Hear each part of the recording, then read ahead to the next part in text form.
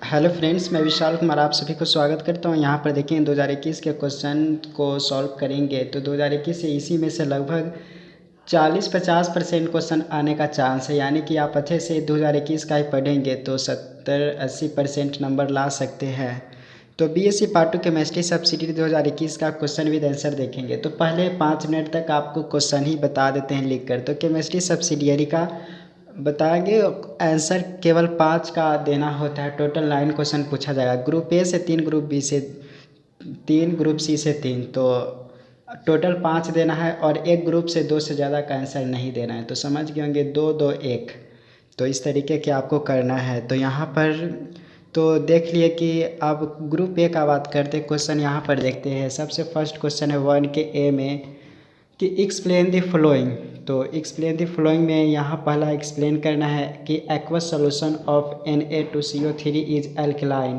तो इसको एक्सप्लेन करना है। और फिर 1 के ए के 2 में है कि aqueous solution of NaCl is neutral. तो इसको भी एक्सप्लेन करना है। फिर 1 के बी में है कि कोहलरॉस्क लॉ के बारे में लिखना है। फिर 1 के बी में ही 2 है एजियोट्रॉप्स के बारे में आपको लिखना है। फिर 1 के बी के 3 में एक्टिवेशन एनर्जी के बारे में भी लिखना है।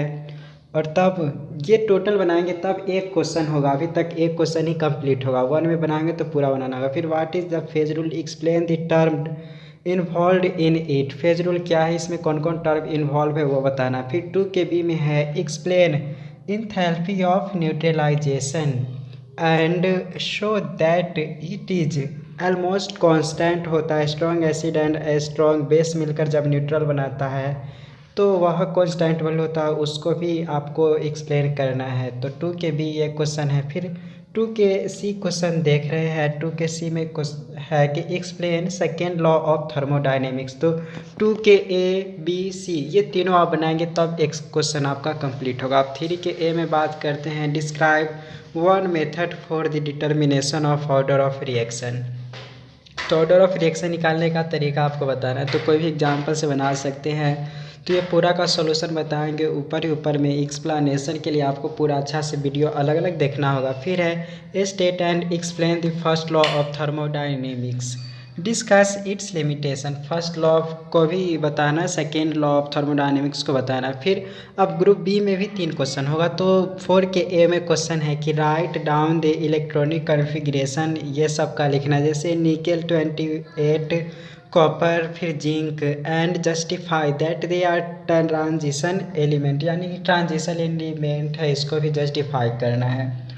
अब बात करेंगे 4 के बी में है कि ट्रांजिशन एलिमेंट फॉर्म कॉम्प्लेक्स, इसको एक्सप्लेन करना है। तो ये भी एक्सप्लेन करना बहुत आसानी से हो जाएगा। फिर 4 के सी में है कि calculate the number of unpaired electron का, ये करना है कैल्शियम का, वैनेडियम का, और ये एक लास्ट था उसका भी। फिर 5 के ए में है give IUPAC name for the following, और मतलब कोऑर्डिनेशन जो कंपाउंड है उसका IUPAC नेम देना है। तो यह भी बहुत आसान है। जैसे K3FeCl6 AgNH3Cl, फिर COCl NH3 5 2+, फिर COCl2, ये सब का IUPAC नेम बताना है।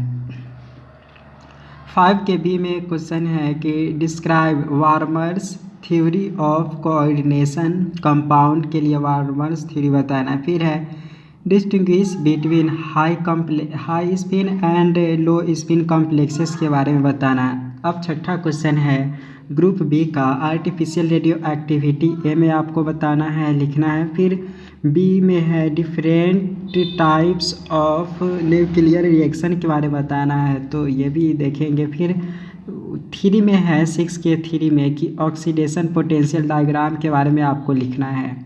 अब ग्रुप सी में भी 3 क्वेश्चन होगा। तो 7 के ए में 7 में है कि एक्सप्लेन द फॉलोइंग। तो 7 के 1 में जैसे कार्बोकेटायन एंड कार्बोएनायन के बारे में भी लिखना है। 7 के 2 में है न्यूक्लियोफाइल्स एंड इलेक्ट्रोफाइल के बारे में भी लिखना है। और 7 के 3 में, यानी कि 7 के 1 2 7 3, ये तीनों बनाएंगे तब एक क्वेश्चन कंप्लीट होगा। ये 3 था हकल्स रूल ऑफ एरोमेटिसिटी। अब 8 क्वेश्चन है describe isolation, synthesis and importance properties of citric acid के बारे में ये 3 लिखना था, 3 चीज़। फिर है डिस्क्राइब दी इसका सॉल्यूशन आपको बताएंगे पूरे का। यहाँ पर देखेंगे कि क्वेश्चन कि अगर 1 के ये भी बना लेंगे, ये भी बना लेंगे, फिर right short notes on the following, ये तो एक तरीके से ये आप 1 के ये पूरा बनाएंगे तब आपका एक क्वेश्चन कंप्लीट होगा। ये मत सोचिएगा कि हम एक ये बना लिए, एक ये 2 हो गया, 3 4 5, तो यहाँ पर बोला गया था 5 बनाने के लिए 5 हो जाएगा। तो ऐसा मत सोचिए, ये सोचिए जैसे यहाँ पर ग्रुप ए में 3 दिया हुआ है तो 1 2 3, तो इसमें से आप मानिए ये 2 बना लिए, ये 3 बना लिए, 2 बनाएंगे इसमें भी 3 क्वेश्चन शामिल है, तब एक क्वेश्चन आपका कंप्लीट होगा। तो ये समझ गए होंगे, ज़्यादा मुश्किल की बात नहीं। अगर फिर भी समझ नहीं आया तो आप जो success science series Telegram group के एडमिन हैं उनसे जाकर पर्सनली भी आप पूछ सकते हैं। तो यहाँ सबसे फर्स्ट क्वेश्चन यहाँ पर देखे हैं कि aqueous solution of Na2CO3 is alkaline, इसको एक्सप्लेन करना है। तो एक्सप्लेन इस तरीके से कर सकते हैं क्योंकि Na2CO3 is a salt of A strong base NaOH and weak acid, मतलब ये दोनों के मिक्स होकर ये बनता है Na2CO3, यानी कि strong base and weak acid मिलकर ये बनता है। इसलिए एक्वस सॉल्यूशन जो होता है Na2CO ये मतलब होता है ये जैसे when Na2CO3 is dissolved in water, जब इसको पानी में रखते हैं तो यह बेस और एसिड को प्रोड्यूस करता है। इसी के कारण हम मानते हैं कि Na2CO3 एल्कलाइन है। तो आप समझ जाएंगे तो आप ऐसे ही आप लिख देंगे। तो वही when Na2CO3 is dissolved in water it undergoes hydrolysis to produce a strong base and weak acid, जो H2CO3 एंड NaOH प्रोड्यूस करता है। इट्स एक्वस सॉल्यूशन जो होगा वह एल्कलाइन इन नेचर होगा। अब ये 1 के 2 में है, ये 1 के A के 2 में है कि aqueous solution of NaCl is neutral है। तो न्यूट्रल इसीलिए है क्योंकि aqueous solution of NaCl is neutral as sodium and chlorine जो होते हैं स्ट्रॉन्ग एसिड एंड बेस है। तो ये न्यूट्रलाइज कर देता है कोई भी चीज़ को। जैसे यहाँ पर सिंपल है, strong base and strong acid मिलता तो वह चलकर NaCl एंड H2O का फॉर्मेशन करता है। तो आंसर इसी तरीक़ा से आप लिख सकते हो, थोड़ा सा समझ जाएंगे तो ये न्यूट्रलाइज ईच अदर कर देता है, ये दोनों जब आपस में मिलते इसीलिए NaCl बनता, तो यह न्यूट्रल नेचर में होता है। अब 1 के B में बात करते हैं कोहलरॉस लॉ के बारे में। तो यह जो है यह कंडक्टिविटी को दर्शाता है। तो इसके बारे में according to this law at infinite dilution, यानी कि डाइल्यूट मतलब होता है जैसे ये बीकर मान लेते इस तरीके से, इसमें हम जितना पानी रखेंगे वो उतना ही ज़्यादा डाइल्यूटेड होते रहेगा। Each ion makes a certain definite concentration to the conductivity of electrolytes, जितना डाइल्यूट करेंगे हर कुछ ना कुछ उसमें ये कंडक्शन करेगा इलेक्ट्रोलाइट का। और irrespective of the nature of the other ion which it's associated the equivalent conductivity at infinite dilution is the sum of the two value on depending upon the anion and the other जो होते cation, ये दोनों equivalent होते हैं, दोनों एक दूसरे के बराबर हो जाते हैं इन्फिनाइट डाइल्यूशन पर। तो यही thus the mathematically Kohlrausch law is written. तो इसको इस तरीके से लिखते हैं, यहाँ पर ये कोहलरॉस लॉ से दर्शाते हैं ये डेल्टा ए और फिर यहाँ पर जो डेल्टा सी, के दोनों एनायन और केटायन दोनों को मिक्स जो होते हैं वही कोहलरॉस सॉल्यूशन बनते हैं। तो यहाँ पर delta A and delta C are known as ionic conductance है, और जो एनायन एंड केटायन का ये है ये आयोनिक कंडक्टेंस, मतलब ये जो कंडक्ट करता है आयन को, एनायन को कंडक्ट करने वाला डेल्टा है और केटायन को कंडक्ट करने वाला सी, जैसे हम इसमें रखते हैं तो वो बनता है। तो आप समझ जाइए और एग्ज़ाम में आप ऐसे ही लिखेंगे। अब उसके बाद यहाँ पर देखेंगे एप्लीकेशन ऑफ इसका। तो एप्लीकेशन ऑफ कोहलरॉस लॉ का कहाँ पर एप्लीकेबल होते हैं, तो जो कैलकुलेशन जब ये कैलकुलेट करते हैं ये Kohlrausch law dot for weak electrolytes do not ionize to a sufficient extent in solution. Weak electrolyte होते वो सभी ये सॉल्यूशन में आयोनाइज नहीं होते, मतलब केटायन एनायन नहीं बनाते जो वीक इलेक्ट्रोलाइट होते हैं, and are far from being completely ionized even at very great dilution. अभी अगर कर देंगे, अगर वीक इलेक्ट्रोलाइट रहेगा तो वह आयोनाइज नहीं होगा। तो इसीलिए जो द प्रैक्टिकल डिटर्मिनेशन ऑफ जो ये वाला मार्क है kappa in such cases is therefore not possible but it can be calculated with the help of Kohlrausch law के हेल्प से हम पता कर सकते हैं कि इसमें कितना आयोनाइज हुआ है क्या चीज़। तो अगर समझ में भी नहीं आया तो कोई प्रॉब्लम नहीं, यहाँ पे एक एक टॉपिक को आप सर्च कर करके पढ़ सकते हैं, हर दिन में तो हो जाएगा 2021 का क्वेश्चन पूरा सॉल्व। तो कंसीडर द जो एग्जांपल समझते हैं, एसिटिक एसिड अगर हम डाइल्यूट करते हैं कोई इस तरीके से, जो कोई भी बीकर हो उसमें अगर ये रखते हैं तो ये कैसे आयोनाइज होगा। तो ये जो होते हैं एज अ वीक इलेक्ट्रोलाइट मानते हैं, बाय कोलोरस लॉ के हिसाब से मानते हैं कि यह जो होते हैं यह एनायन है और ये जो देख रहे हैं यह केटायन। तो एनायन और केटायन यहाँ पर, तो ये एनायन होते हैं, ये एनायन भाग है और ये केटायन है। तो ये बाय कोलोरस लॉ से ऐसे निकाल सकते। तो this equation can be arrived by at knowing the equivalent conductance and infinite dilution पर ये वीक इलेक्ट्रोलाइट ऐसे प्रोड्यूस होते हैं। फॉर द स्ट्रॉन्ग इलेक्ट्रोलाइट के लिए देखिए किस तरीके से कितना अच्छा से होगा। ये जो कप्पा KCl जो है वह डेल्टा नॉट K प्लस और ये बना लेता है। तो ये जो देख रहे हैं स्ट्रॉन्ग इलेक्ट्रोलाइट के लिए ऐसे आसानी से फॉर्मेशन कर लेते हैं। हैंस वी हैव, यहाँ पर देखते हैं कि अगर ये दोनों ये वाला बराबर ये मतलब जो ये है बना हुआ ये तीनों को इक्वल होते हैं, तो इसीलिए यहाँ पर CH3 जो होंगे ये तीनों का इक्विवेलेंट होंगे। तो आप समझ जाने के बाद आप लिख सकते हैं। थोड़ा सा मानिए कुछ पॉइंट केमिस्ट्री में अगर ज़्यादा नहीं समझे होंगे तो रटने की आवश्यकता पड़ जाएगा। अब 1 के C के बात करते हैं, एजियोट्रॉप्स क्या होते हैं। तो एजियोट्रॉप्स के बारे में बात करते हैं। तो azeotropes mixture of two liquid which boils at constant temperature like liquid such that the distillates the same composition as the that of liquid mixture are called, ये इसी को एजियोट्रॉप्स कहते हैं। कॉल्ड कॉन्स्टेंट बॉइलिंग मिक्सचर, और इसी को azeotropic mixture कहते हैं। यानी कि कॉन्स्टेंट अगर बॉइलिंग टेम्परेचर पर जब दो लिक्विड को मिलाते हैं तो यही एजियोट्रॉप्स कहलाता है। तो the azeotropes are of two types के होते हैं। एक है मिनिमम बॉइलिंग पॉइंट पर जो दो मिक्सर को मिलाएंगे वो एजियोट्रॉप्स, और सेकेंड है कि ये मैक्सिमम बॉइलिंग पॉइंट पर जो मिलाएंगे तो ये दो। तो अब दोनों के बारे में बताना आपको। This azeotropes are formed by the those liquid pairs which show positive derivation, मतलब पॉजिटिव डेविएशन ये शो करेगा, डेविएशन तो positive deviation from ideal behaviour. तो अगर मिनिमम बॉइलिंग जो पॉइंट पर अगर दो मिक्सर मिल जाता है यानी कि उसमें पॉजिटिव डेविएशन दिखाई देता है फ्रॉम आइडियल बिहेवियर से, जैसे H2O C2H5OH, फिर H2O C3H7OH, फिर Cl3 और C2H5OH। ये जो देख रहे हैं ये पॉजिटिव डेविएशन करेगा, क्योंकि अगर हम इसमें बॉइलिंग पॉइंट कम भी रहेगा जब मिलाएंगे तो ये पॉजिटिव डेविएशन शो करेगा आइडियल बिहेवियर से। लेकिन जिसका मैक्सिमम बॉइलिंग पॉइंट एजियोट्रॉप्स रहेगा वह इसमें है। These azeotropes are formed by those liquid pair which show negative deviation from ideal behaviour. तो ये निगेटिव डेविएशन शो करेगा आइडियल बिहेवियर से, जैसे H2O HCl, H2O HI, H2O HClO4, H2O और HNO3 etc। जो ये जो है यह maximum boiling point azeotropes show करेगा। तो मिनिमम बॉइलिंग पॉइंट जो azeotropes have lower boiling point than जो आइदर जो प्योर लिक्विड का जितना रहेगा बॉइलिंग पॉइंट, अगर दो मिक्सचर को अगर मिला देंगे तो बॉइलिंग पॉइंट वो मिनिमम होगा दोनों लिक्विड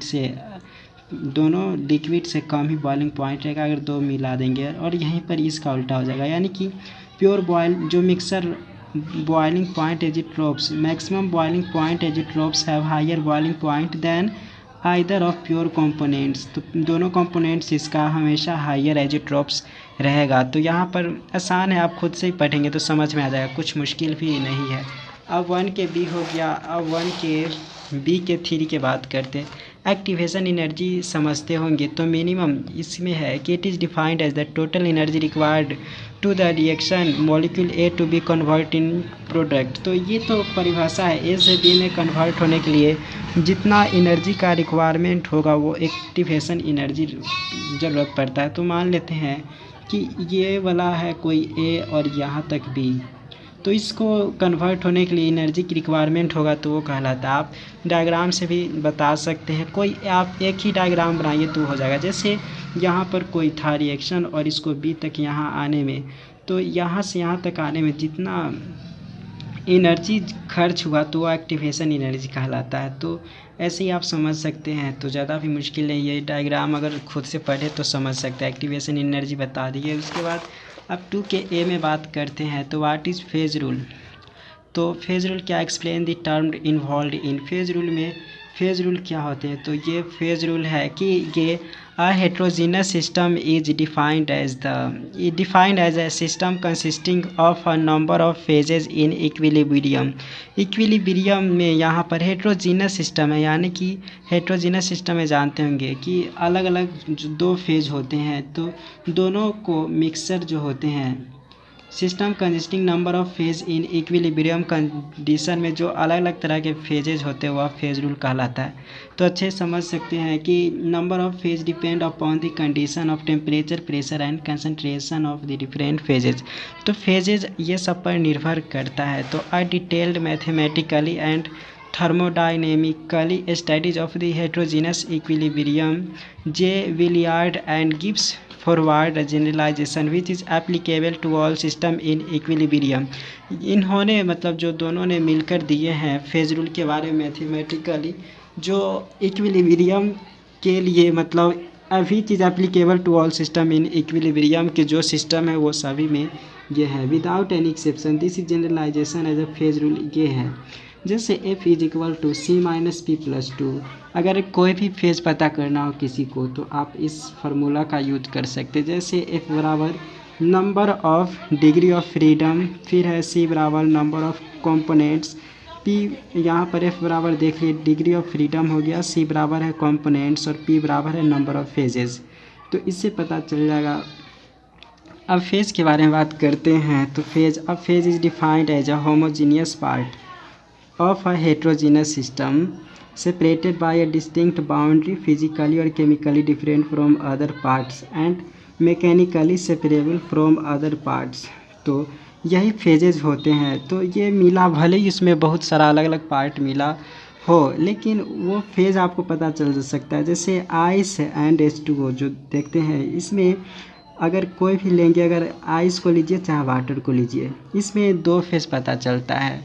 फिर ACaCO3 लेंगे तो CaCO3 में 3 फेजेस का मिक्सर होता है। तो एग्जांपल से बहुत बात समझ सकते हैं। जैसे इसमें बात करेंगे तो CaO यानी कि इसमें कैल्शियम ऑक्साइड, ये सल्फर मतलब ये सॉलिड है, CO2 गैस है और ये लिक्विड का भी कई फॉर्मेशन कर लेते हैं। तो इसमें 3 फेजेस आपको पता चलेगा। तो यही फेज रूल के बारे में है। तो ये 3 फेज है। उसके अलावा और भी कुछ पॉइंट्स है। तो यहाँ पर इसको देख रहे हैं कि मिसिबल गैसेस एंड यहाँ पर है कि miscible gases and miscible liquid constitute a single phase. अगर जो गैस और लिक्विड एक साथ आराम से मिल जाए, इसका मतलब वह सिंगल फेज में होते हैं। एग्जाम्पल आप समझ सकते हैं, गैस और लिक्विड को मिलाएंगे, अगर दोनों मिल जाएगा तो एक ही फेज तो बनेगा। फिर है सेकेंड में कि सॉलिड प्लस लिक्विड या सॉलिड प्लस गैस या liquid plus gas, 2 solids and 2 immiscible liquid जो होंगे उस तरीके से 2 फेज का फॉर्मेशन करेंगे। सॉलिड को मिलाएंगे लिक्विड में तो नहीं ना मिलेगा, 2 अलग अलग आपको आसानी से दिखाई दे जाएगा। फिर सॉलिड और गैस को ही मिलाएंगे तो भी 2 अलग अलग होगा। फिर आप लिक्विड और गैस को मिलाएंगे फिर भी आपको 2 फेज दिखाई दे देंगे। तो इतना सारा जो होते हैं तो ये 2 फेजेस का बनाएगा। और डिफरेंट सॉलिड्स अगर रिगार्डेड एज डिफरेंट फेजेस, जितना अलग अलग सॉलिड होगा उतना ही वो दिखाई देगा। अब कंपोनेंट्स की बात करते हैं कि फेज रूल में क्या क्या कंपोनेंट्स शामिल है। तो इसमें पूरा system in equilibrium it is smallest number of independently variable constituents in term of which this composition of each phase can be expressed directly और in the form of an equation, negative and zero sign being permitted, इसमें permitted है। जैसे ये हो गया। तो components में समझ सकते हैं कि term of which composition phase होते हैं वह directly in the form of an equation में वो पता कर सकते हैं। जैसे आइस से वाटर, वाटर से वेपर बनता है। तो इसमें देखेंगे तो 1 कंपोनेंट सिस्टम ये होते हैं। तो नाम से आपको पता चलेगा। फिर ये CaCO3 देखेंगे 2 कंपोनेंट सिस्टम है, भले इसमें 3 फेज होंगे लेकिन 2 कंपोनेंट सिस्टम है। डिसोसिएशन ऑफ NH4Cl जो होंगे वह NH3 और HCl में कन्वर्ट होगा, तो इसमें 1 कंपोनेंट सिस्टम होंगे। Because composition of each phase can be expressed, अगर इसका जो होंगे वह ये एक्सप्रेस्ड NH4Cl में एक्सप्रेस्ड कर सकते, बट एक्सेस ऑफ NH3 और HCl is added it become 2 component system, यह बन जाएगा। तो आप थोड़ा सा समझ रहे होंगे और लिख सकते हैं exam in a chemical reactive system the number of components calculate अगर करना होगा तो C बराबर S minus E minus R से कंपोनेंट पता कर सकते कि कितना है। तो C बराबर S minus E minus R है, तो यहाँ पर कैलकुलेट करना होगा तो आप कर सकते। S यहाँ पर है, C तो देख ले कंपोनेंट है, S बराबर है total number of species, E बराबर है number of equation representing equilibria between the constituents, और R यहाँ पर है number of restrictions for electrical neutrally और न्यूट्रल मटेरियल बैलेंस। तो एग्जांपल से आप निकाल सकते, जैसे ये देखेंगे C बराबर S minus E minus R से, तो जैसे यहाँ पर है for KCl NaCl H2O system में अगर पता करना हो तो एज्यूमिंग नंबर ऑफ डिसोसिएशन, तो S बराबर 3 KCl NaCl माइनस H2O को आपको पता करना हो तो यहाँ पर KCl का 0 हो जाएगा, जो 3 जैसे कैलकुलेट कर सकते। एज्यूमिंग कंप्लीट अगर डिसोसिएशन होगा ये सब का तो कैलकुलेट कर सकते हैं। तो ज़्यादा अगर समझना हो तो आप अलग अलग तरह से वीडियो भी देख सकते हैं, लेकिन आपको आंसर इसी तरीक़ा से करना है। अब उसके बाद नेक्स्ट क्वेश्चन के बाद करते हैं 2K, ये तो हो गया। उसके बाद क्वेश्चन है 2KB के बात करते हैं। ये question explain the enthalpy of neutralization and show that it is almost constant value for the reaction between the strong acid and strong base. तो यहाँ पर मेनली बताना है कि एंथैल्पी ऑफ न्यूट्रलाइजेशन क्या है और क्या हमेशा कांस्टेंट वैल्यू होता है एंथैल्पी ऑफ न्यूट्रलाइजेशन का जब strong acid and strong base का हम मिलाते हैं। तो ये एक्सपेरिमेंट की तरह है, फिर भी आप इसको लिख सकते हैं। सबसे पहले एंथैल्पी ऑफ न्यूट्रलाइजेशन आप लिखिए, उसके बाद थोड़ा सा ये बताना है। तो it is the heat evolve when 1 gram equivalent of the acid is completely neutralised by the base in dilute solution. जैसे एसिड को और बेस को जब मिलाएंगे तो 1 ग्राम जो हीट इवॉल्व्ड होगा तो वही एंथैल्पी ऑफ न्यूट्रलाइजेशन होगा। जब दोनों को न्यूट्रलाइज करने के लिए 1 ग्राम इन हीट इवॉल्व होगा वही एंथैल्पी ऑफ न्यूट्रलाइजेशन कहलाता है। तो यहाँ पर आप डिफिनीशन सही से पढ़कर और बेहतर तरीके समझ सकते हैं। तो यहाँ पर देखेंगे, अब इसी को एक्सप्लेनेशन की तरह यहाँ पर लिखा हुआ है कि the neutralization of strong acid and strong base जो होते हैं सिंपली इन्वॉल्व्स जो होते हैं वहाँ पर हाइड्रोजन आयन का इन्वॉल्व होते हैं जो कि एसिड के रूप में होता है, एंड OH देखते हैं वह बेस के फॉर्म में होता है। ये दोनों मिलकर वाटर मॉलिक्यूल का फॉर्मेशन करता है। और it has been found experimentally that when 1 mole of water is formed by the neutralization of 1 mole, जब 1 मोल वाटर बनता है तो उसमें 1 मोल हाइड्रोजन का भी ज़रूरत पड़ता है और 1 मोल OH माइनस की भी ज़रूरत पड़ता है, तो दोनों मिलकर 1 मोल वाटर का फॉर्मेशन करते हैं। तो इसीलिए एक्वा सॉल्यूशन जो होते हैं 57.1 kilo joule of energy is release होते हैं जब दोनों को मिलाते हैं। तो ये ऑलमोस्ट ये कांस्टेंट वैल्यू है। जब एसिड और बेस को मिलाते हैं तो इसी के आसपास हमेशा अक्सर वैल्यू आता है एंथैल्पी ऑफ न्यूट्रलाइजेशन का। अब इसी को आप एग्जांपल से समझ सकते हो सके तो आप थोड़ा सा याद भी कर लेंगे तो आपको काम चल जाएगा। जैसे लेट 0.5 जो HCl और 0.5 NS जो OH को जब ये दोनों को हम मानकर पता करते दोनों को मिलाएंगे तो आएगा वैल्यू 57.1 किलो जूल के आसपास। तो 55, 52, 53 भी आ सकता है। तो फार्मूला यूज करेंगे यहाँ पर वाटर का निकालने के लिए कि 50 - T1 - T2, फिर यहाँ T2 - T, और ये फार्मूला का यूज करते हैं। तो ये क्योंकि शॉर्ट है तो समझाने में नहीं बन रहा है, तो इसीलिए आप कोशिश करिए कि खुद से पढ़े और इसको आप किसी अदर वीडियो से भी समझने का। तो यहाँ पर जो वॉल्यूम ऑफ डिस्टिल्ड वाटर जो लेते 50 मिलीलीटर लेते, टेम्परेचर कोल्ड वाटर का जिसको T माने हैं उसको 23 degree Celsius, volume of hot water का 50 ml, hot water distil water दोनों 50-50 ml लिए। टेम्परेचर हॉट वाटर का 44 डिग्री सेल्सियस, टेम्परेचर मिक्सर अगर दोनों को मिलाते तो टेम्परेचर 33 डिग्री सेल्सियस होता है। तो कैलकुलेट जब करते हैं वाटर का तो इसका 5 कैलोरी आता है वैल्यू। और तब अब इंथैल्पी मतलब जो टेम्परेचर डिफरेंस पता करते हैं, यानी कि दोनों के बीच का कितना टेम्परेचर डेल्टा टी पता करने के लिए T-T1 + T2/2 करेंगे तो आपको 3 डिग्री सेल्सियस आएगा दोनों के ये डेल्टा टी। अब तब फाइनली आता है हीट ऑफ न्यूट्रलाइजेशन कितना होता है। तो देख सकते हैं हीट ऑफ न्यूट्रलाइजेशन फार्मूला ये वाला फार्मूला का यूज किया, डेल्टा ऑफ ये न्यूट्रलाइजेशन।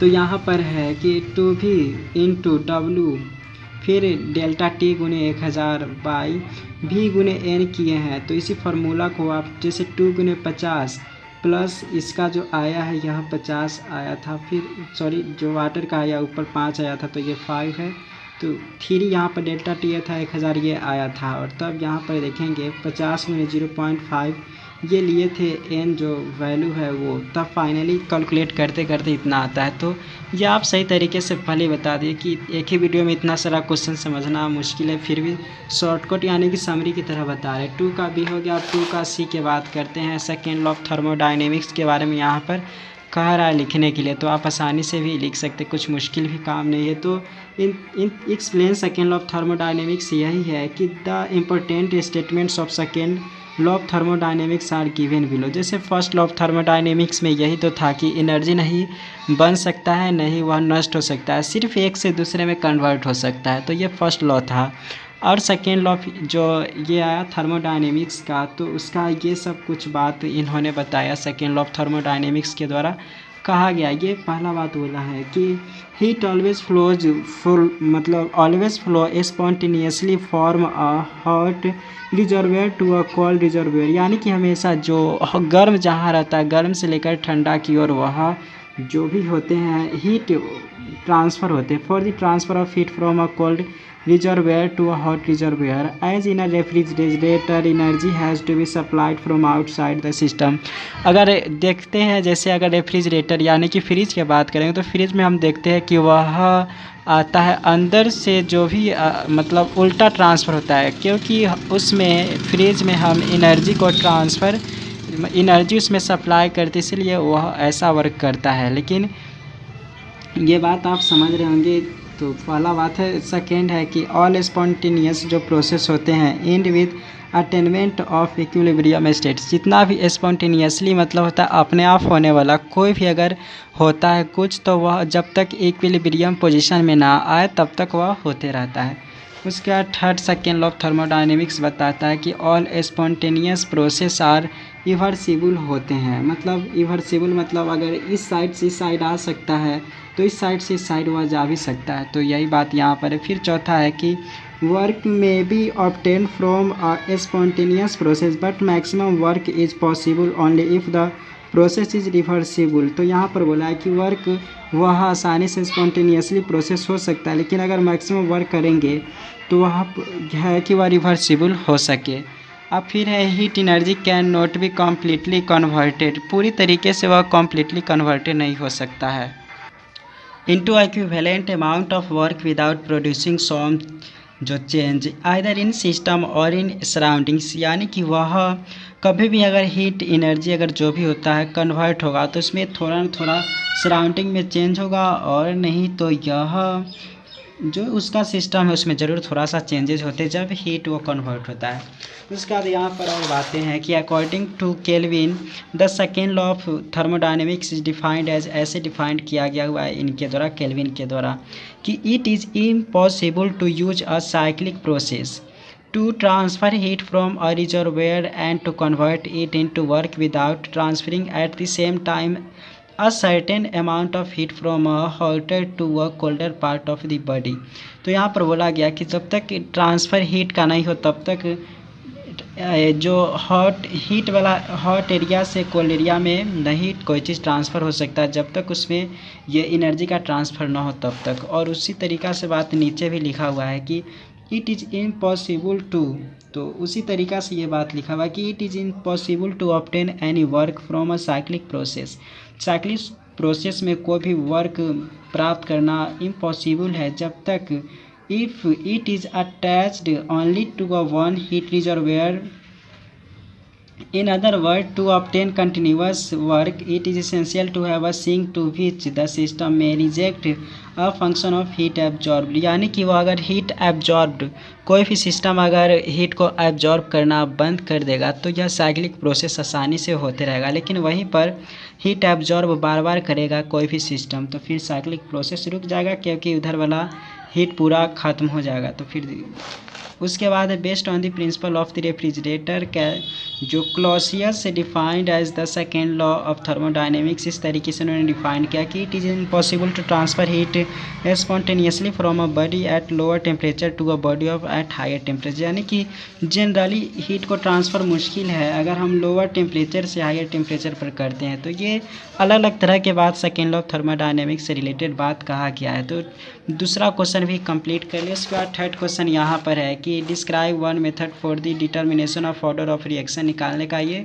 तरीका बताना है. तो इसके लिए आप सबसे पहले करेंगे कि हम कोई एग्जांपल लेते फर्स्ट ऑर्डर रिएक्शन कांस्टेंट निकालना हो तो इसके लिए सबसे पहले मानिए कि एक रिएक्शन हो रहा है ए से बी.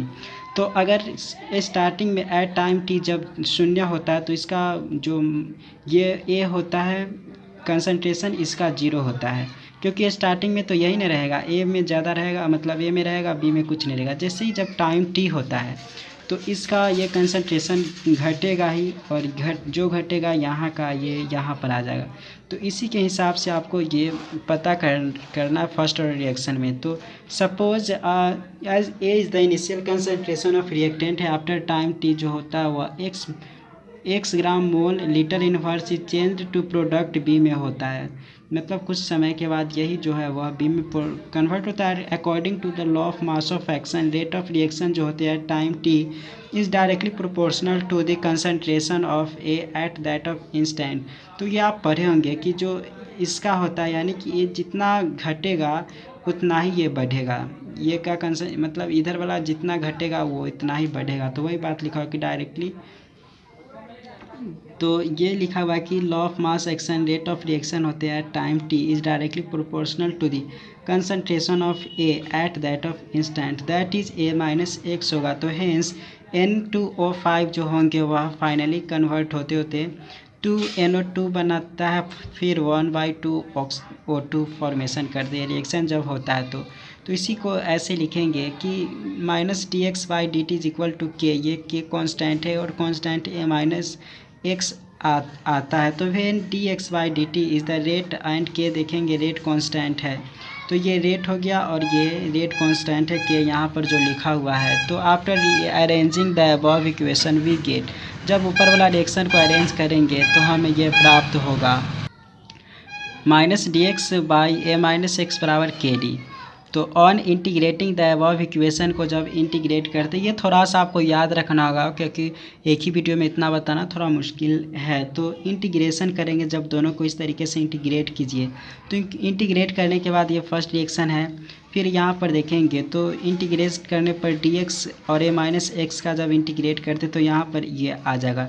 dx का तो खैर 1 हो जाएगा तो इसका कोई बात नहीं. लेकिन जो यहाँ पर इंटीग्रेशन a माइनस एक्स का देखेंगे तो इसका ये होता है ln ax हो जाएगा. फिर बराबर के dt का होता है kt हो जाएगा और प्लस कुछ नहीं वैल्यू हो तो इसीलिए कांस्टेंट हो जाएगा. तो ये जनरल इंटीग्रेशन आता होगा तो ये बात आप समझते होंगे. तो ये होता है क्योंकि ये वाला dx/a माइनस एक्स का होता है ln ax. ये इंटीग्रेशन में आप पढ़े होंगे. तो इंटीग्रेट करने पर ये वैल्यू आया ln a माइनस एक्स बराबर kt प्लस कॉन्स्टेंट आया. ये फर्स्ट लॉ ऑफ थर्मोडायनेमिक्स निकाल रहे तो यहाँ पर ये वैल्यू आया था.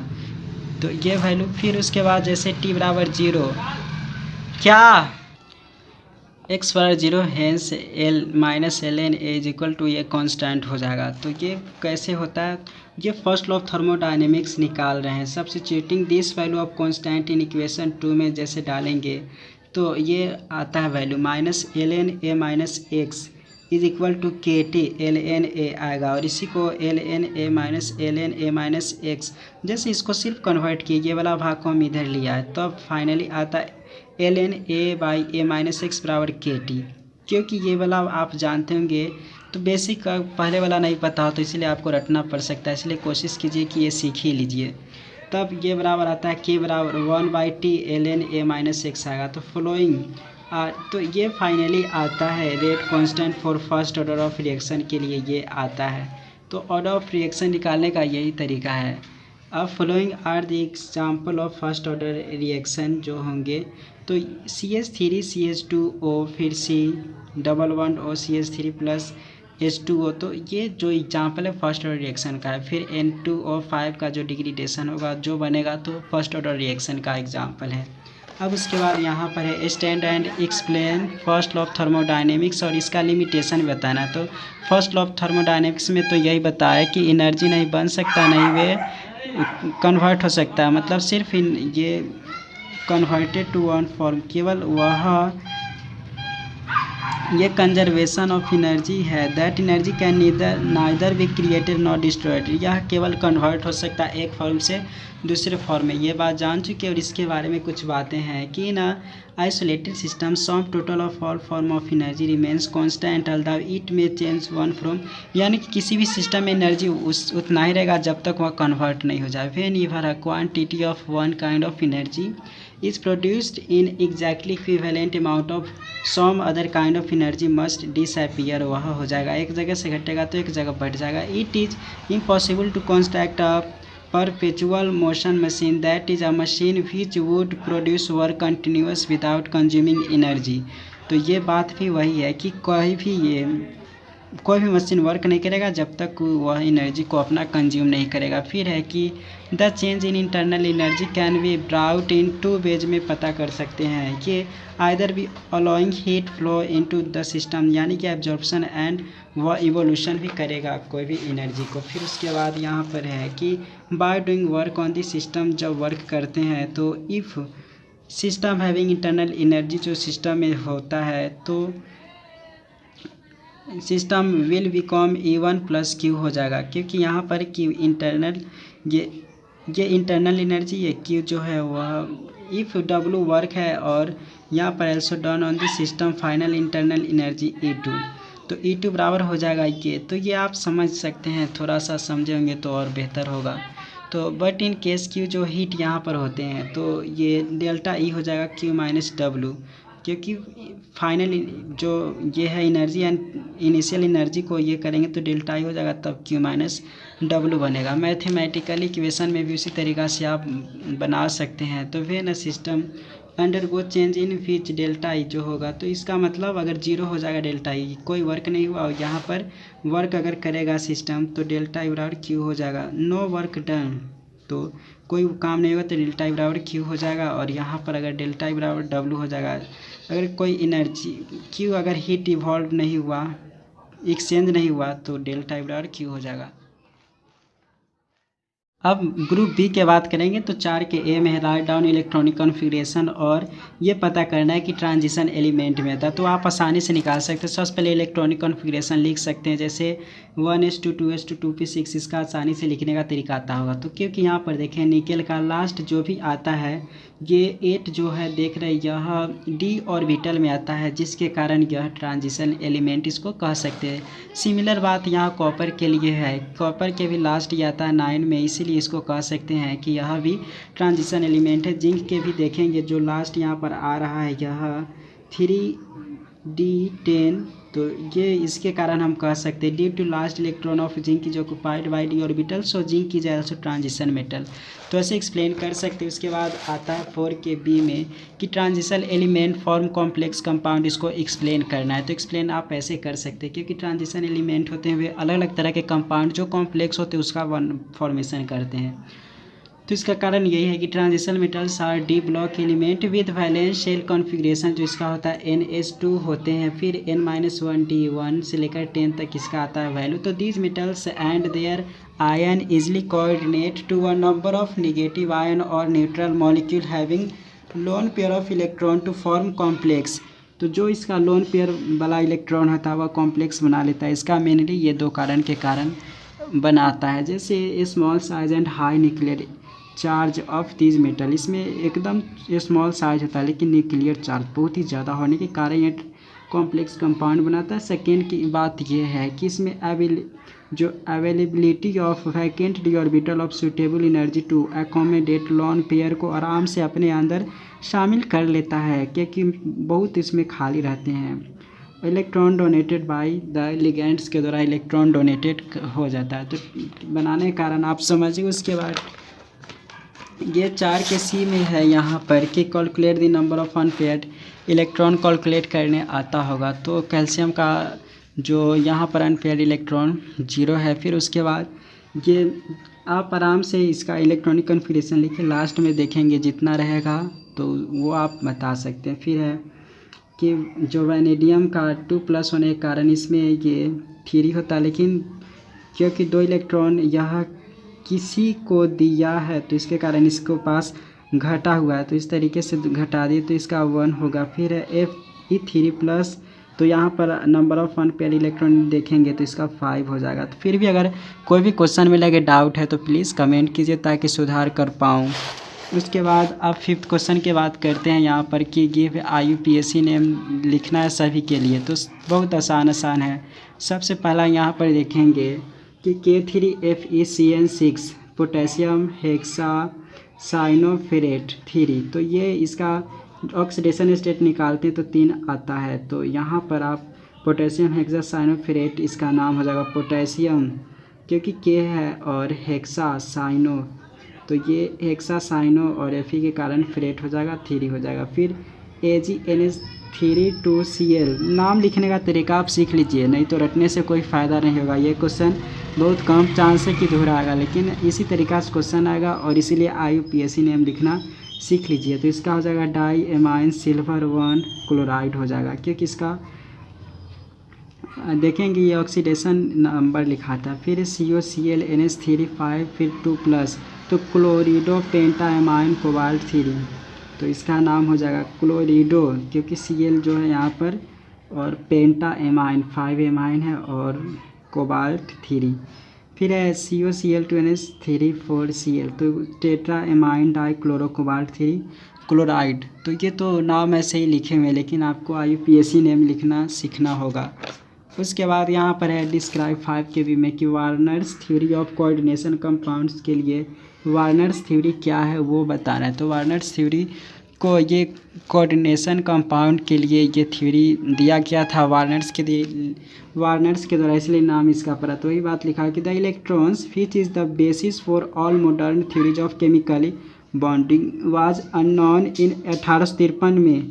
जो भी मतलब एक साथ ज्वाइन होते थे कंपाउंड, कोऑर्डिनेशन करते थे जो भी बॉन्ड के द्वारा, वो उस समय अननोन था। तो the non electronic theory of valency known as that time could known at that time could not explain the union of neutral molecule with ions to form such compounds as जैसे COCl3 C6NH3 में जो दोनों जुड़ा हुआ इसमें कौन सा bond है ये अभी तक पता नहीं चल पाया था। Where in the usual valencies in COCl3 and NH3 are already satisfied and yet more group are present in them, बहुत सारा ग्रुप इसमें प्रजेंटेड होते हैं। तो वही वार्नर्स थ्योरी जब आया provided the basis for all modern theories this theory based on, तो जो भी ये ऊपर कन्फ्यूजन था वो सभी को कन्फ्यूजन को दूर किया वार्नर्स ने। तो वार्नर्स ने अपनी थ्योरी में ये सब बात को शामिल किए।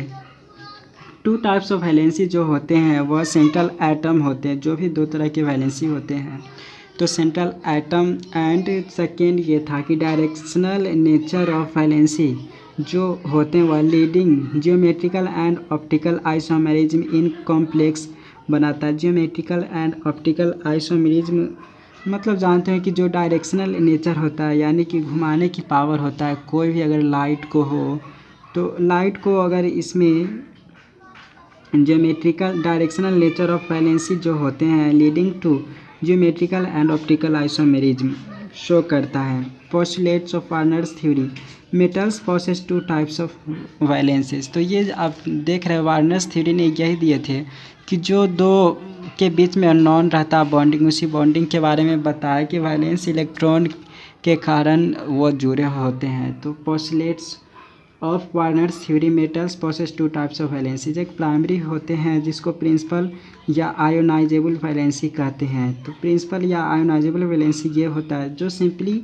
उसमें कमी होते हैं, मतलब वैलेंसी आराम से पता कर सकते हैं। जैसे प्राइमरी और प्रिंसिपल आयोनाइजेबल वैलेंसी में देख सकते हैं कि it is the valency which a metal exercise in the formation of simple salts. For example the primary valency of PtCO Cu and AgR। जैसे ये प्लेटिनम का 4 हो गया प्राइमरी वैलेंसी, और कॉपर का 3, फिर कोबाल्ट का 3, फिर कॉपर का हो जाएगा 2 और Ag का हो जाएगा 1। तो respectively giving simple salt like Pt जहाँ जुड़ेगा वहाँ पर PtCl4 बनाएगा, जहाँ CO जुड़ेगा वहाँ COCl3 बनाएगा, CO जहाँ आएगा Cl2 बनाएगा, और Ag रहेगा तो 1 होता है। तो इस तरीके से यहाँ पर ये प्राइमरी और ये बात बताया। फिर उसके बाद यहाँ पर आता है सेकेंडरी वैलेंसीज के बारे में। तो सेकेंडरी वैलेंसीज के बारे में इनके द्वारा कहा गया है कि secondary valencies are those which a metal cation exercise toward a neutral molecule और an anion in the formation of complexions. तो दिस वैलेंसी 4 जो होते हैं, this valency for example is 6 जो होते हैं 4 Pt4+, और 6 4 CO3+, और 4 जो होंगे Cu2+ के लिए, एंड 2 होंगे Ag+ के लिए। तो फिर दे फॉर्म एमिनो कॉम्प्लेक्सेस। जैसे एमाइन के साथ जुड़ेगा तो PtCl4 6NH3 बनाएगा, फिर COCl3 जहाँ रहेगा यहाँ 6, क्योंकि CO का ये 6 लिखा हुआ वैलेंसी के बारे में, फिर उसका CuSO4 4NH3 बनाएगा, फिर Ag जो है 2 था तो 2NH3 बनाएगा रिस्पेक्टिवली। तो इसके बारे में है कि secondary valency metal as coordination number होते, जो कोऑर्डिनेशन नंबर सेकेंडरी वैलेंसी जो रहेगा वह कोऑर्डिनेशन नंबर मानिए रहता है। उसके बाद है कि primary valency are satisfactory by negative ion. जो प्राइमरी वैलेंसी होता है अगर निगेटिव आयन उसमें हो तो वह उसके द्वारा सेटिस्फैक्शन हो जाता है। As in simple salts, while secondary जो होते हैं वह आइदर निगेटिव और न्यूट्रल मॉलिक्यूल्स के द्वारा सेटिस्फाइड होते हैं। उसका थर्ड है कि the combining power of metal is divided into 2 spheres of attraction. जो कंबाइनिंग पावर ऑफ मेटल यानी कि मेटल का 2 अगर पावर होते हैं इस कंबाइन होने का, तो वह इनर और coordination sphere and the outer और आयोनाइजेबल स्फीयर के द्वारा वह कंबाइनिंग हो सकते हैं। तो जो बात बोले कि उसके कुछ लिमिटेशन भी थे, यानी कि लिमिटेशन मतलब मान सकते हैं कि प्रूफ नहीं कर पाए या कुछ, तो यानी कि he could not explain nature of bond, यानी कि जो बॉन्डेड होते हैं कॉम्प्लेक्स कंपाउंड में उस बॉन्ड के बारे में इन्होंने भी सही तरीके से नहीं बता पाया।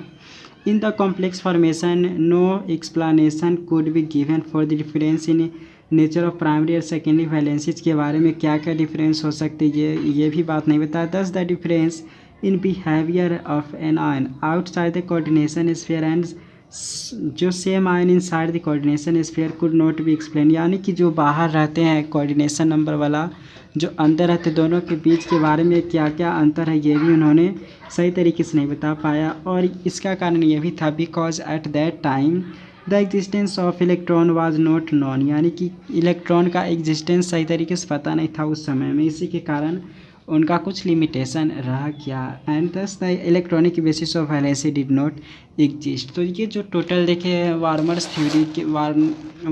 थ्योरी के बारे में भी देखे। अब यहाँ पर देखेंगे high spin complex and low spin complex के बारे में। तो लो spin complex and high spin complex के बारे में है कि लो स्पिन कॉम्प्लेक्स के बारे में कि the complex which are form by using inner d orbital just is such as COCN6 3- and FeCN6 3- have a smaller number of unpaired electron होते, जिसके कारण इसको लो स्पिन कॉम्प्लेक्स कहते हैं। लो स्पिन कॉम्प्लेक्स समझ गए कि जो इनर डी ऑर्बिटल्स के द्वारा बनते हैं जो कॉम्प्लेक्स वह लो स्पिन कॉम्प्लेक्स होता है।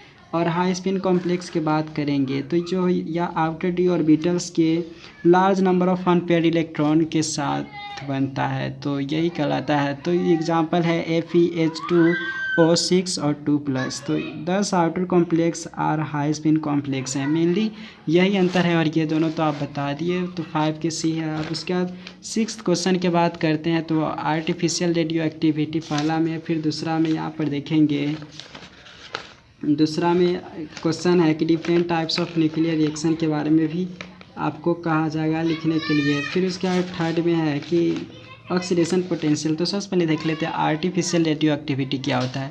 तो आर्टिफिशियल रेडियो एक्टिविटी ये है कि आर्टिफिशियल रेडियो एक्टिविटी आपको नाम से पता चल रहा है कि जो खुद से बनाया हुआ रहता है रेडियो एक्टिविटी वही होता है। तो आर्टिफिशियल रेडियो एक्टिविटी और इंड्यूस्ड रेडियो एक्टिविटी इसी को कहते हैं, या मैनमेड रेडियो एक्टिविटी उसी को कहते हैं। तो was discovered by Irene Curie ने डिस्कवर्ड किया था एंड एफ जूलियट ने इसको खोजा था 1934 में। This is known as manmade radio activity नाम से जाना गया। तो the phenomenon by which even light elements are made radio activity by artificial और induced method called artificial radio active, यानी कि कोई भी जो रेडियो एलिमेंट होते हैं, अगर छोटा सा कोई एलिमेंट से जो वह फिनोमिनन शो करता है तो वही कहलाता लाई ये आर्टिफिशियल रेडियो एक्टिविटी। तो Curie and Joliot show that when lighter elements such as boron and aluminium were bombarded with alpha particle there was a continuous emission of radioactive radiations. So even after the alpha source had been removed, they showed that the radiation was due to the emission of a particle carrying 1 unit positive charge with mass equal to that of an electron. This particle is known as positron. And the जो reaction इस तरीके से हुआ, जैसे ये positron की तरह work किया, पॉजिट्रॉन की वर्क करके, जैसे ये बोरॉन है, बोरॉन में जब ये हीलियम स्मॉलर पार्टिकल आया तो इसको नाइट्रोजन और ये न्यूट्रॉन पार्टिकल में कन्वर्ट हुआ, और तब उसके बाद तो यही यहाँ पर ये आर्टिफिशियल रेडियो एक्टिविटी के बारे में देख रहे थे। Nitrogen atom is radio active and decay with half of about 10.1 minutes time लगा into a stable isotopes of carbon with the emission of positron का भी इमिशन हुआ। तो 7n फिर कार्बन और इलेक्ट्रॉन, तो यहाँ पर जो देख रहे हैं इसी वाला भाग में देख रहे हैं। तो ये सब रेडियो एक्टिविटी के बारे में जो देख रहे हैं ये है। फिर उसके बाद है कि इन केस ऑफ एल्यूमिनियम की बात करते हैं। तो एल्यूमिनियम के साथ जब ये हीलियम आता है तो यहाँ पर फास्फोरस और ये न्यूट्रॉन पार्टिकल प्रोड्यूस करता है। तो radio phosphorus decay into a stable isotopes of silicon with the emission of positron. The half life of radioactive phosphorus is about 3 minute इसके लिए टाइम लगता है। तो ये सब एक्सप्लेन कर सकते हैं। तो यहाँ पर देख सकते हैं फास्फोरस हो गया, सिलिकॉन और ये प्रोड्यूस करता है। तो इसी के बारे में यहाँ पर है कि artificial radio activity follows the same law of neutral radio activity को शो करता है, क्योंकि ये और ये दोनों इक्वल हो जाते हैं।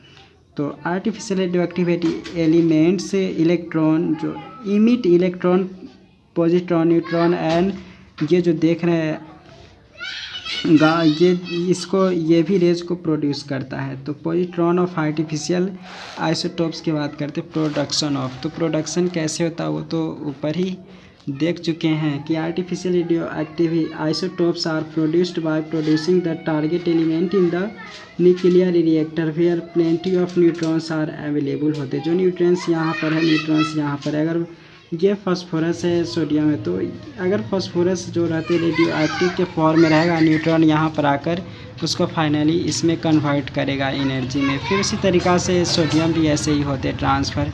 तो आर्टिफिशियल रेडियो एक्टिविटी के बारे में आप इसी तरीक़ा से बात को लिख सकते हैं। तो ये तो देखिए 6 का 1 था।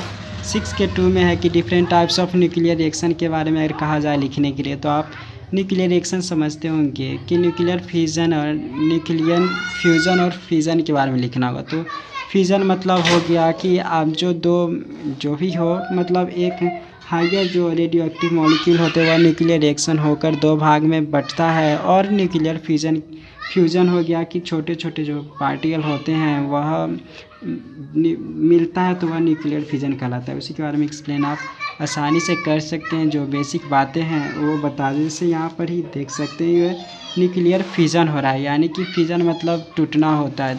तो जैसे ये न्यूट्रॉन पार्टिकल आता है यूरेनियम के साथ, तो यह फाइनली बेरियम और क्रिप्टन में कन्वर्ट कर देता है। तो ये आप आसानी समझ सकते हैं और फ्यूज़न के बारे में आप आसानी से तो लिख ही सकते हैं। अब बात करते हैं ऑक्सीडेशन पोटेंशियल डायग्राम के बारे में भी लिखने के लिए आएगा। तो ये 6 का थ्योरी है, तो इसके बारे में आया तो डायग्राम से आप बहुत बात समझ सकते हैं ऑक्सीडेशन पोटेंशियल डायग्राम क्या होते हैं। तो Frost diagram are the plot relative free energy of the species versus oxidation states. तो दो के बीच में प्लॉट करते हैं। जैसे कि यहाँ पर this diagram give an idea of the properties of different oxidation state, जो निकालने के लिए होता है। एक ही जो होते वो अलग अलग तरह के ऑक्सीडेशन स्टेट दिखाता है, उसको पता करने के लिए यूज करते हैं। Frost diagram can be constructed from Latimer diagram से भी कंस्ट्रक्टेड किया जा सकता है। The value of to be plotted on the y-axis are obtained by multiplying the number of electrons transferred during and oxidation states change by the standard reaction जो potential force change. तो यहाँ पर mainly कुछ नहीं, ये दर्शाता है कि यही जो है अलग अलग तरह के, जैसे Mn जो जनरली होते हैं वह ये 0 ऑक्सीडेशन स्टेट्स ऑक्सीडेशन नंबर होता है। वहीं पर बात करेंगे ये आ जाता है, अगर इस जगह पर आए तो वह ऑक्सीडेशन नंबर 2 शो करेगा, फिर यहाँ पर आएगा तो 3, फिर यहाँ पर 4, और ऐसे करते करते ये ऐसे शो करता है ऑक्सीडेशन नंबर। तो फ्रॉस्ट फॉलोइंग जो इन्फ्रेंसेस ड्रॉ फ्रॉम अपर जो फिगर देखिए उससे ये सब बात को शो कर रहा है। तो जो एक एक के बारे में यहाँ पर उसी को इन्फॉर्मेशन देता है कि ये यहाँ पर स्थित है, यहाँ पर स्थित है, तो वह इतना ऑक्सीडेशन नंबर को बताएगा। तो जैसे एक देख लेते हैं कि the lower species is present on the diagram, जो दिखाई दे रहा है मोर थर्मोडाइनेमिकली स्टेबल है, जिसके कारण मैग्नीज 2 यह मोस्ट स्टेबल होते हैं, जिसका 2 ऑक्सीडेशन स्टेज होता है। फिर उसके बाद है कि स्पेसीज जो लोकेटेड होते हैं कॉन्वेक्स सरफेस पर, तो उसे ये शो करता है। तो आप नोट्स को खुद से पढ़िए, मतलब success science series Telegram group पर ये अपलोडेड है, तो अच्छे से नोट्स से द्वारा आप पढ़ सकते हैं। ये पूरा का क्वेश्चन आंसर है। फिर उसके बाद आप 7th क्वेश्चन आते हैं जो कि ग्रुप सी का है। तो ग्रुप सी का ये 7 क्वेश्चन है कार्बोकेटायन एंड कार्बोएनायन के बारे में। तो परिभाषा लिखे और एग्जाम्पल लिखे, बात खत्म हो जाएगा। तो कार्बोकेटायन में लिख सकते हैं कि an ion containing actively charge carbon centre is called carbocation, यानी कि जो चार्ज पॉजिटिवली ये होते हैं, जिस पर जैसे कार्बन पर ये पॉजिटिव देख रहे हैं पॉजिटिवली चार्ज, तो ये कार्बोकेटायन कहलाता है। ये परिभाषा लिखिए और यहाँ पर एग्जाम्पल लिखिए, बात खत्म हो जाएगा। फिर उस तरीक़ा से कार्बोएनायन के भी वही बात है कि organic anion with negative charge on carbon atom पर, यहाँ पर देख रहे हैं निगेटिव जो चार्ज इस जगह पर देखेंगे तो यह कार्बोएनायन होता है। तो समझने के बाद आप आसानी से एग्जाम्पल भी लिख सकते हैं। उसके बाद अब बात करते हैं न्यूक्लियोफाइल एंड इलेक्ट्रोफाइल के बारे में। तो जैसे आपको पता चल रहा होगा, जैसे इलेक्ट्रोफाइल रिएजेंट या इलेक्ट्रोफाइल जिसको कहते हैं, तो जो पॉजिटिवली चार्ज रहते हैं उसको इलेक्ट्रॉन की ज़रूरत पड़ता है, तो वह कहलाता है इलेक्ट्रोफाइल। तो it is reagent containing electron deficient, यानी कि इलेक्ट्रॉन की इसमें कमी होती है। तो such species have a tendency to attach themselves to a centre of high electron density, जहाँ पर हाई इलेक्ट्रॉन डेंसिटी होता है उसके साथ जुड़ने की इसके पास टेंडेंसी होता है। तो there are 2 types of electrophiles होते हैं। तो आप जनरली देख लिए कि इलेक्ट्रॉन की जिसको चाहत होता है तो इसी को इलेक्ट्रोफाइल कहते हैं। एग्जाम्पल आप लिख सकते हैं, और 2 तरह के होते हैं, वो आप चाहे तो लिख सकते हैं। जैसे एक है न्यूट्रल इलेक्ट्रोफाइल के बारे में, यानी कि न्यूट्रल रहता है फिर भी उसको इसका ज़रूरत पड़ता है, तो वह कहलाता है ये न्यूट्रल इलेक्ट्रोफाइल। उसके बाद यहाँ पर बात करेंगे कि एक दूसरा होता है पॉजिटिव इलेक्ट्रोफाइल, यानी कि इस पॉजिटिव होते फिर भी इसको इलेक्ट्रॉन की कमी होता है। अब बात करते हैं ये इलेक्ट्रोफाइल तो देख लिया, अब न्यूक्लियोफाइल के बारे में बात करेंगे। तो न्यूक्लियोफाइल रिएजेंट या न्यूक्लियोफाइल्स उसको कहते हैं, it is reagent an atom having अंश जो शेयर्ड और loan pair of electrons, such reagent is in search of point when जो सिंपली न्यूक्लियर मतलब पॉजिटिव चार्ज का ज़रूरत पड़ता है, तो वह न्यूक्लियोफाइल कहलाता है। एग्जाम्पल आप लिख सकते हैं, जैसे ROH हो गया, NH3 हो गया, ये सब न्यूट्रल ये भी 2 तरह का होता है, न्यूट्रल न्यूक्लियोफाइल और निगेटिव न्यूक्लियोफाइल। एक बार खुद से नोट्स पढ़ेंगे तो अच्छे तरीके से समझ में आ जाएगा। अब बात करते हैं 7 के बी। 7 का बी के तो एक्सप्लेन कर लिए। उसके बाद यहाँ पर है हकल्स रूल, मतलब हकल्स रूल ऑफ एरोमेटिसिटी क्या होता है। तो इनके द्वारा ये भी थ्योरी कहा गया है जो जनरली हम बनाते इस तरीके से, इसमें जो रूल होता है वही हकल्स रूल कहलाता है। तो जो 4n+2 के द्वारा बताया गया था एरोमेटिसिटी के बारे में, तो इनके द्वारा ये कहा गया है कि aromatic compound are characterised by cyclic clouds, यानी कि एरोमेटिक कंपाउंड होते हैं उसमें ये देखने को मिलता है कि वे साइक्लिक क्लाउड होते हैं, यानी कि पाई इलेक्ट्रॉन उसमें खूब ज़्यादा देखने को मिलता है। अबव एंड बिलो सब जगह आपको पाई इलेक्ट्रॉन देखने को मिलेगा। तो the pi cloud must contain a total 4n+2 mobile pi electron for the stability that कैरेक्टराइजेज an aromatic compounds. Delocalisation of जो एलोन इज नॉट एनफ, यानी कि केवल एक ही नहीं घूमता बल्कि वह समूह में और बहुत सारा घूमता है। There must be a particular number of pi electron. Pi electron हमेशा 2 होगा, 6 होगा, 10 होगा, ETC इस तरीके से रिक्वायरमेंट होगा। तो यानी कि 4n+2 रूल हमेशा वह फॉलो करेगा ही। तो यही हकल्स रूल होता है। तो ये बेस्ड होता है quantum mechanics and has to do with filling up the various orbitals that are made up of pi cloud से मिलकर बना होता है। तो Huckel's rule states that there will be a large resonance energy associate with the conjugated ring system, यानी कि जो भी ये रहते हैं उसमें बहुत ज़्यादा वो अच्छे तरीके से स्टेबल होते हैं। तो pi electron where n is integer होते हैं तो n ही कन्वर्ट होता है। अगर n की जगह पर 1 रखेंगे तो ये 6 हो जाएगा, n की जगह पर 2 रखेंगे 10 हो जाएगा, n की जगह पर 3 रखेंगे तो 12 2 14 हो जाएगा। तो इस तरीके से ये होते हैं। The Huckel's rule are strongly supported by the facts following evidence support the Huckel's rule को, ये सब एविडेंस अच्छे शो करता है।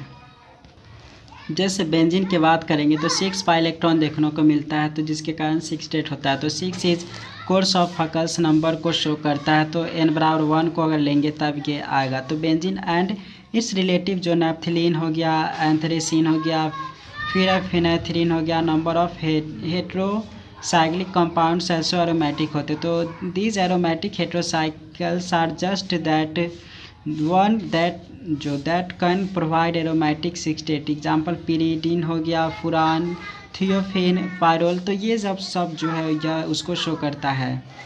तो जैसे पिरीडीन हो गया, फुरान हो गया, जो ओ जोड़ दिए, S जोड़ दिए तो थायोफेन हो गया, Na जोड़ दिए तो पायरोल हो गया। तो sp2 हाइब्रिडाइज 100 जो होते हैं वो 120 डिग्री एंगल बॉन्डेड होते हैं। So that they any stabilization due to aromaticity may be largely offset by angle strains और पुअर डेवलप जो पी ऑर्बिटल्स और bots. So aromatic defined as इस तरीके से डिफाइंड किया जा सकता है एरोमेटिसिटी को कि अ मोनोसाइक्लिक कंपाउंड जो एक ही साइक्लिक प्रेजेंट हो, if it has a reasonable planar cyclic structure has 4n+2 जो कि pi electron and possess unusual stability due to delocalization of pi electron जो होते हैं, तो उसी को एरोमेटिसिटी कहते हैं। आप अच्छे से एक बार खुद से पढ़िए तो समझ में आएगा। जनरली बात तो समझ रहे हैं। अब उसके बाद 7 हो गया। अब 8th क्वेश्चन की बात करते हैं। तो क्वेश्चन नंबर 8, तो ये क्वेश्चन 8 है, तो इसको आप आसानी से खुद से यहाँ पर देख लीजिएगा क्योंकि आइसोलेशन सबसे पहले आइसोलेट करते हैं साइट्रिक एसिड को कैसे, उसके बाद उसके प्रॉपर्टीज़ को भी कैसे बनाते हैं और उसके साथ प्रॉपर्टीज़ को लिखना है। तो ये सब केमिकल के पर बेसिस है, तो इसको आप खुद से अच्छे से पढ़कर आपको पता चलेगा। तो जैसे हम आइसोलेट यानी कि इसको कैसे हम निकालते हैं, आइसोलेट करते। तो जो juice which contain about 7% citric acid in first boiled, सबसे पहले बॉयल करते हैं जो इसमें 7% सिट्रिक एसिड साइक्ल, उसको बॉयल कर उसको जमाते हैं यानी कि कोगुलेट करते हैं। Coagulate protein in it is now filtered and neutralised with CO3 to precipitate tricalcium citrate. तो इट इज सेपरेटेड और तब उसको washed and decomposed with dilute H2SO4 the insoluble. तो ये जो प्रोसेस है 4-5 प्रोसेस इसमें दिया हुआ है, तो इसी तरीके से प्रोसेस आप करके इसको सेपरेट किया जाता है। तो उसको आप खुद से पढ़ेंगे तो समझ में आएगा, कुछ खुद से थोड़ा याद करने वाला पॉइंट है। सिंथेसिस में तो इसको रिएक्शन को आपको याद रखना पड़ेगा कि कैसे इसको बनाते हैं। तो बनाने का तरीका है क्रोम ग्लिसरॉल से कैसे बनाते हैं।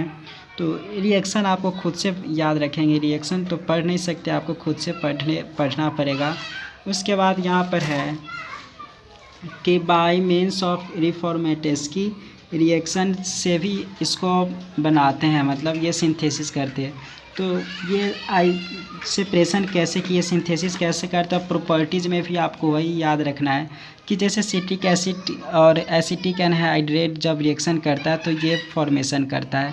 तो यही बात यहाँ पर है कि इससे जब ये आता है तो ये फाइनली फॉर्मेशन करता है। तो ये तो आपको प्रॉपर्टीज़ बताना सिट्रिक एसिड का। तो फिर उसके बाद यहाँ सेकेंड रिडक्शन भी कर देता है। जब when reduced with HI citric acid gives tricarballylic acid को देते हैं। जब HI ये सिट्रिक एसिड है, HI इसको रिड्यूस करता है तो इसका बनाता है। तो ये भी इसका प्रॉपर्टीज़ है। तो ये सब तो आपको खुद से पढ़ना पड़ेगा सही से। एक्शन ऑफ हीट की बात करें तो यहाँ पर जैसे इसको हीट करते हैं तो यह ट्राई कार्बेलिक एसिड का फॉर्मेशन करता है, ये भी इसका गुण है। फिर है रिडक्शन विथ फ्यूमिंग H2SO4 जब होते हैं तो उसके साथ रिएक्शन आसानी से हो जाता है। तो ये एसीटोन कार्बोक्सिलिक एसिड का फॉर्मेशन करते हैं। तो ये आपको खुद से पढ़ेंगे तो अच्छे समझ में आएगा। बात करेंगे डिस्क्राइब द ऑप्टिकल आइसोमेरिज्म बताना है। तो ऑप्टिकल आइसोमेरिज्म मतलब जानते होंगे ऐसा कार्बन जिसके वो चारों वैलेंसी अलग अलग कंपाउंड से अगर हो तो वो ऑप्टिकली एक्टिव शो करता है। तो टेट्रा जो tartaric acid molecule containing 2 asymmetric carbon atom therefore number of isomers इसका टोटल 4 हो जाएगा। तो दे एग्जिस्ट 4 आइसोमेरिक फॉर्म में एग्जिस्ट करता है टार्टेरिक एसिड। जैसे यहाँ पर देख रहे हैं प्लस और टी जिसको कहते हैं, माइनस या लिवो जिसको कहते हैं, मीजो कहते हैं। फिर उसके बाद तो ये 4 हो गया। चारों के बारे में थोड़ा थोड़ा बात आपको लिखना है। तो ये टार्टेरिक एसिड जो होते हैं वह 4 तरह के शो करते हैं ऑप्टिकली आइसोमेरिज्म। तो इसी चारों को आपको थोड़ा सा एक्सप्लेन करना है। चारों के बारे में थोड़ा थोड़ा लाइन आप आसानी से लिख सकते हैं तो वही हो जाएगा। जैसे यहाँ पर ये बात लिख सकते हैं कि out of 4 isomeric form tartaric acid जो कौन कितना एक्टिव है, कौन किस तरीके का कैरेक्टर वाला है, तो उसको आप इसे आराम से पढ़ सकते हैं। जैसे पॉजिटिव जो हो गया, ये पॉजिटिव D और L वाला जो देखते हैं वो ऑप्टिकली एक्टिव होते हैं, जहाँ पर मीजो और रेसिमिक जो फॉर्म था 2 टार्टेरिक एसिड का वे ऑप्टिकली इनएक्टिव होते हैं और इंटरनल कॉम्पेंसेशन के कारण वे जैसे इधर से जितना जाता है उधर से उतना आ जाता है, तो इसके कारण वह इनएक्टिव होते हैं। तो capacity of upper half the molecule is balanced by that of lower half के द्वारा। तो racemic mixer which is equi molecular mixer, racemic mixer तो समझते होंगे ही कि equi molecular mixture of D and L tartaric acid का equi molecule यानी कि दोनों का मॉलिक्यूल एक जैसा मिल जाए तो उसके कारण वह ऑप्टिकली इनएक्टिव होगा ड्यू टू एक्सटर्नल कॉम्पेंसेशन के कारण। तो ये देख लिए टार्टेरिक एसिड का अगर ये कहेगा लिखने के लिए तो आप आसानी से लिख सकते हैं। अब 9 के B के बात करते हैं यहाँ पर कि how will convert glucose into fructose में कन्वर्ट कैसे करेंगे। तो इसके लिए आपको रिएक्शन याद रखना है। जैसे एल्डोज को लेंगे और यहाँ पर access of H2N NH C6H5 को जब मिलाएंगे तो फाइनली ये ग्लूकासोजोन बनेगा और फिर H2 और इसके द्वारा इसको प्रभावित करेंगे तो ये बनेगा और फाइनली जब इसको हाइड्रोजिनेशन करेंगे तो ये बनेगा। तो ऐसे ही कन्वर्ट हो जाएगा। तो यहाँ पर उसी बात को लिख सकते कि when aldose created with excess of H2NH C6H5 then formed glucosazone when add water in this intermediate form then also add hydrogen in this finally formed glucose। तो ऐसे ही कन्वर्ट हो जाता है। तो आसानी से आप समझ सकते हैं। उसके बाद लास्ट क्वेश्चन है describe keto enol isomerism with reference to active methylene compound के हिसाब से बताना है। तो सबसे पहले कीटोइनोल आइसोमेरिज्म क्या होता है उसको बताना होगा। तो इसमें है कि tautomerism is a reversible intramolecular change. Tautomerism is the phenomenon है। टॉटोमेरिज्म क्या है, इसमें मेनली ये होता है कि एक जो होते हैं एक से दूसरे में फाइनली इसका चेंज हो जाता है, मॉलिक्यूल का नहीं बल्कि फंक्शनल ग्रुप का चेंज होता है तो वो टॉटोमेरिज्म कहलाता है। तो ये tautomerism is the phenomenon which a mobile hydrogen जो wander between the 2 polyvalent atoms within a molecule. This leads to the existence of the 2 isomeric form in equilibrium with each other different functional group में ये differ करता है। तो example आप देख सकते हैं जैसे कीटो फॉर्म है, यहाँ पर O था और फाइनली यहाँ पर आ गया OH। तो इसी के कारण ये टॉटोमेरिज्म हो या इसी को ये कहते हैं, ये कह सकते हैं कि कीटोइनोल आइसोमेरिज्म इसी के कारण कहते हैं। तो अच्छे तरीके से आप खुद से ही पढ़ सकते हैं। तो the former has the functional group जो कीटो ये देखे हैं, लेटर जो फंक्शनल ग्रुप ये OH में यानी कि इनॉल में फॉर्मेशन हो गया। So they have different functional group and hence the functional group isomers ये कहलाता है। तो ऊपर देखें कि hydrogen oscillates between two polyvalent atom linked together. Hydrogen अगर दो के बीच में अगर ऐसे होता है, जैसे यहाँ पर देख रहे हैं कि कार्बन ये आइटम्स के बीच में हाइड्रोजन अगर मूव कर रहा है, जैसे हाइड्रोजन पर इधर था अभी साइड आ गया, तो यह डायन सिस्टम हो गया। ट्रायड सिस्टम में देखते हैं तो हाइड्रोजन 3 होता है, उसी तीनों के दौरान यह हाइड्रोजन का मूवमेंट होता है। जैसे कीटो फॉर्म था, ये इनॉल फॉर्म है। फिर उसके बाद it is due to the migration of alpha hydrogen atom from one polyvalent atom to another with necessary rearrangement of linkage example. तो nitro ethane and isonitro ethane are tautomers यहाँ पर होते हैं। Nitro ethane and isonitro ethane यहाँ पर भी देखेंगे तो कन्वर्ट हो रहा है। फाइनली ओ था OH में कन्वर्ट हो गया। फिर इथाइल एसीटेट शो कीटो इनॉल आइसोमेरिज्म, तो कीटो फॉर्म ये इनॉल फॉर्म हो गया। तो इसी के लिए यहाँ पर देख लिया, आप ऐसे ही लिख सकते हैं, एक्सप्लेन कर सकते हैं। बस मेन है आप समझ जाएंगे तो कोई भी क्वेश्चन आएगा इससे रिलेटेड आप कर सकते हैं। इस तरीक़ा से कोई भी कन्फ्यूजन हो, इसका नोट्स आप टेलीग्राम पर से डाउनलोड कर लीजिएगा। So thank you so much for watching. फिर भी कोई प्रॉब्लम हो तो आप कमेंट में मैसेज करें, रिप्लाई ज़रूर देंगे। So thank you so much.